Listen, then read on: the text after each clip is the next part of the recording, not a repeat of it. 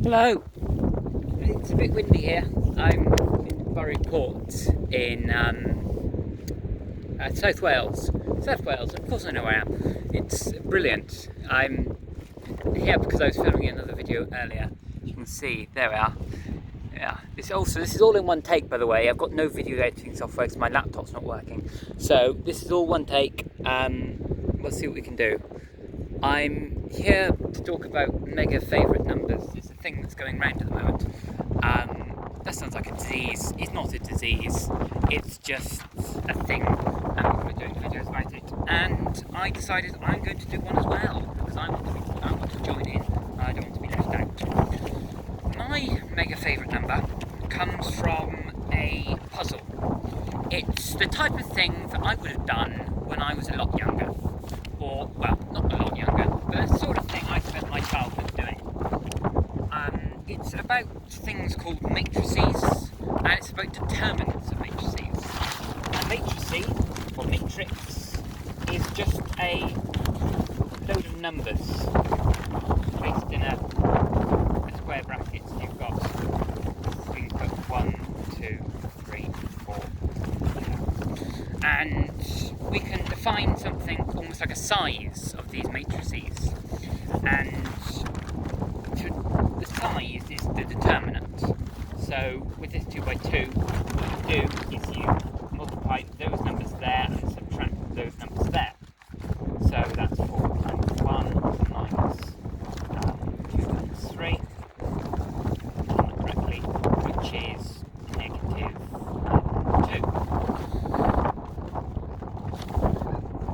2. The problem involves these matrices and finding the maximal determinant given a set of numbers.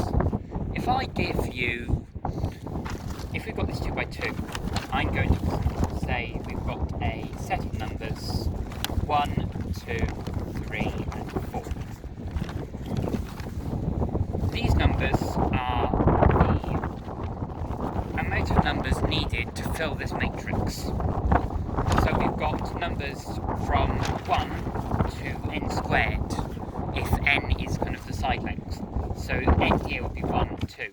If we had a 3 by 3 matrix, A, B, C, D, E, F, G, H, I, then our set of numbers would be 1, 2, 3, 4, 5, 6, 7, all the way to 9. And for 4, we would have 1, 2, 3, da da da da da da, all the way to 14, 15, 16. Understand?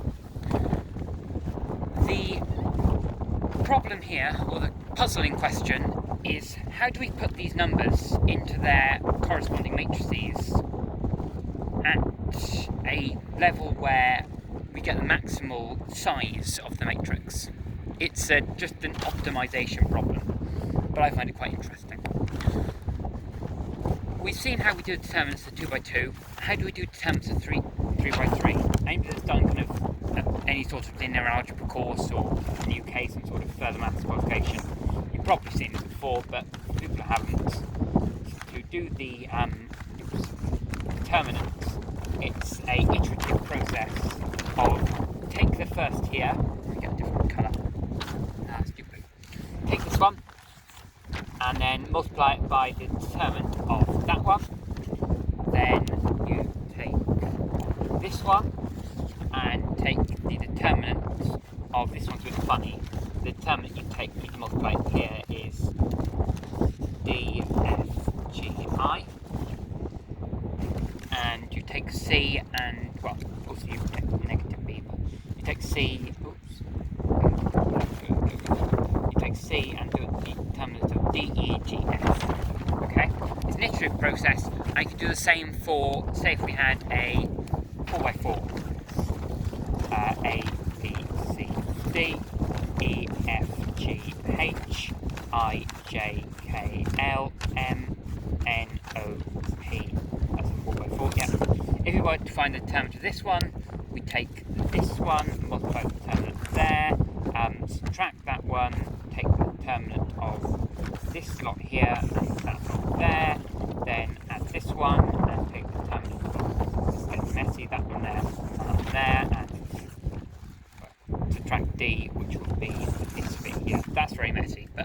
an iterative process. So if I carry on with this one, it's A times the determinant EFGH, EFHI, then subtract B of DGFI, plus C times the determinant of DEGH. Right? How do we maximise that?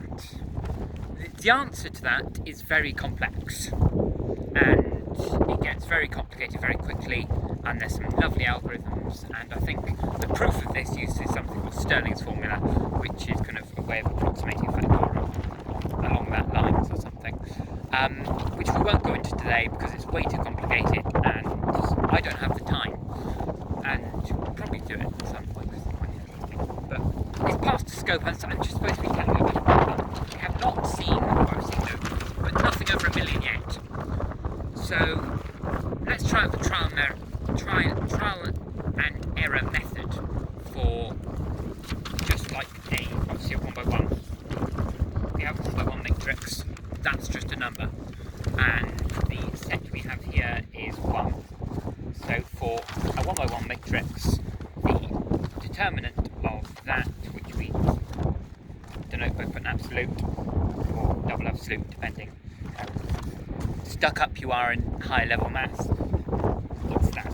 If we take a 2 by 2, and then we've got 1, 2, 3, 4, then pretty quickly you can see that this will get a 4, then a 3, then a 2, then a 1, or something along those, which has a determinant of 10, and that's the maximal for 2.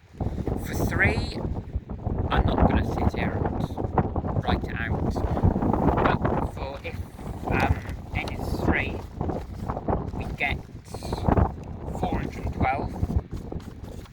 If n is 4, I don't know if you can see this. Yes, you can see that. If n is 4, we get 40,800. And here comes the number that I quite like. We go to n is 5, and we get 68, 39492. 5. Why 5?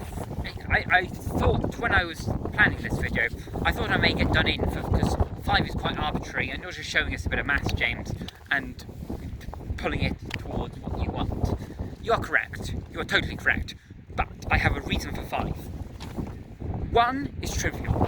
2 you can do pretty quickly. 3, okay, it may take you a bit longer, but you can find it eventually. 4, God help you. 5, you definitely need a supercomputer.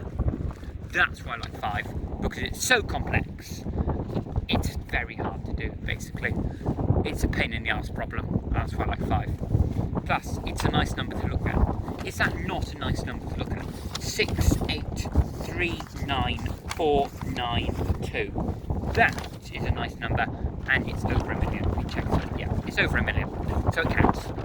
So my favourite number that is greater than 1 million is 6,839,492, and it is the solution of this problem for n equals 5.